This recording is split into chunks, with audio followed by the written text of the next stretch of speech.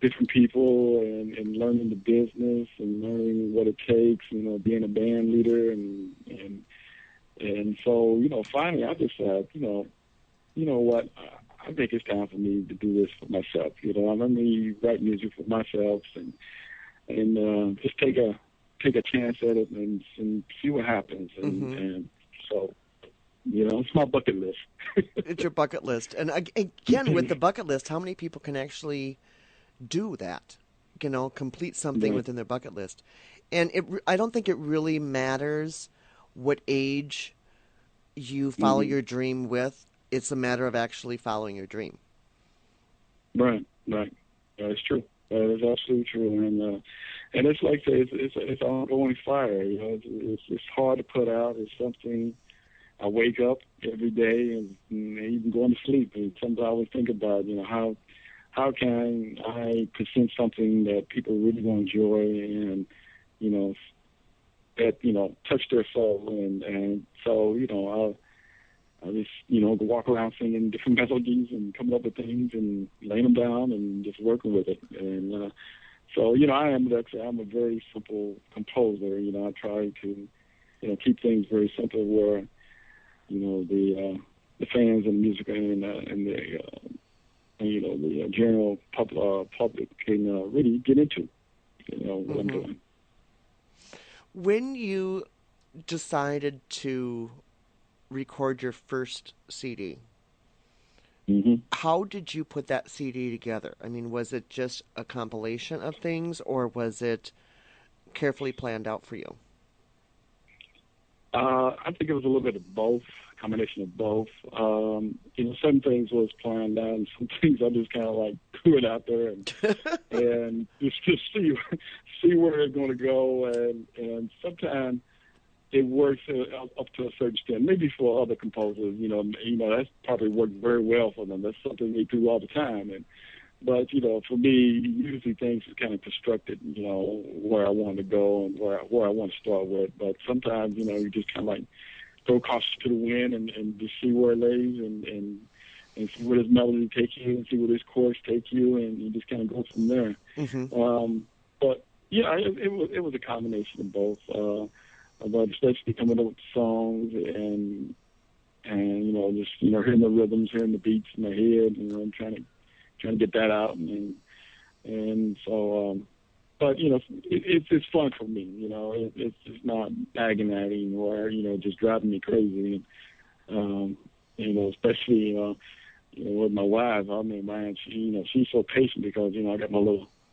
Keep my little recorder on the side of the bed, if I'm hearing something in my head, I would roll over,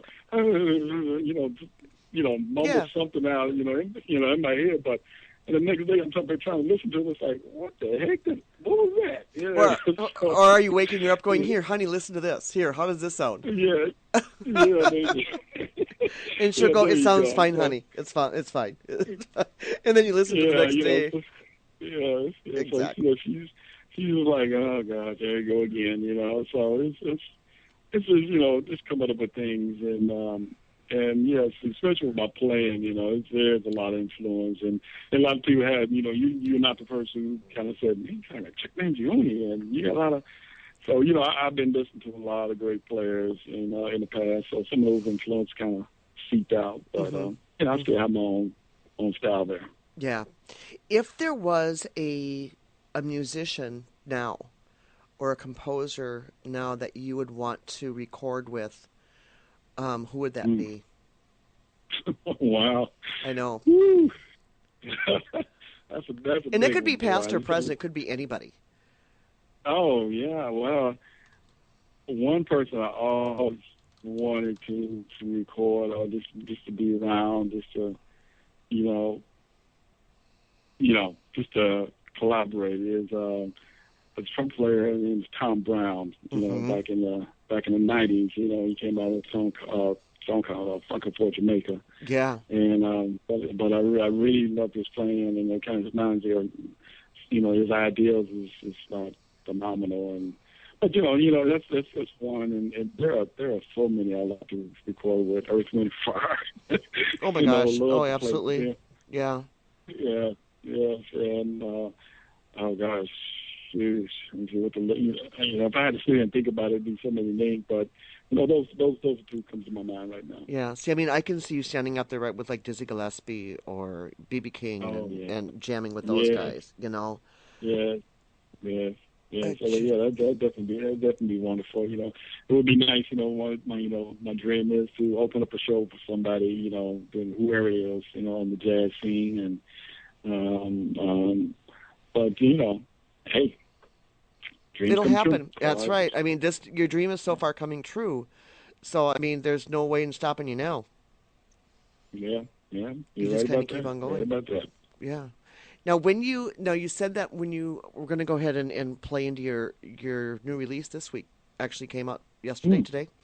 So we're going to do that in just a second. But getting into your new album, how did you pick the music for this album? Because it all fits so well together. That took a lot of time. Yeah. Listening, bringing my friends in and Sam, let me play this for you. Tell me what you think about this. And, it's like, so it was a lot of trial and error. And basically, I have lived with these songs for so long that, I knew, distinctly what was going to work, what, the flow that I was trying to find, And, one thing, being in this business, just learning and being around so many producers and, picking up things, especially being in the studio, that it's not so much, the music has to be there. It has to have some type of legs it can stand on. It has to have some substance. Mm-hmm. But, how do you make it flow from one song to the other, to another, to another, where it's basically taking you through a journey. You have some type of flow, and that's something I just kind of picked up, just watching producers and just seeing what they're doing. So, it was just basically like something that was trial and error, but some of the songs I knew that will fit well, and I just wanted to make a CD where, once you put it on, you can just say, I can't stop listening. This is exactly. You'll think this is one genre of, okay, I like this. All of a sudden, it's going to a different genre, but I like, and I wanted to, take my listeners through a different journey. I want to be different from all the, the other smooth jazz artists. The typical formula that is usually run. And I'm not saying there's anything wrong with that. That's great. That's working. Right.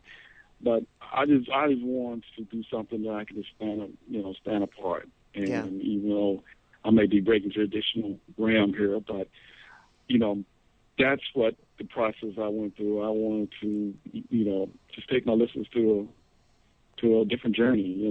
From one song to another to the other, where I got my peaks and got my lows, and I'm going right back up the peaks. And I'm ending on a song where it's like, okay, I'm not going to forget that, and that's what I wanted to do. I want to make sure that no one can forget all the songs.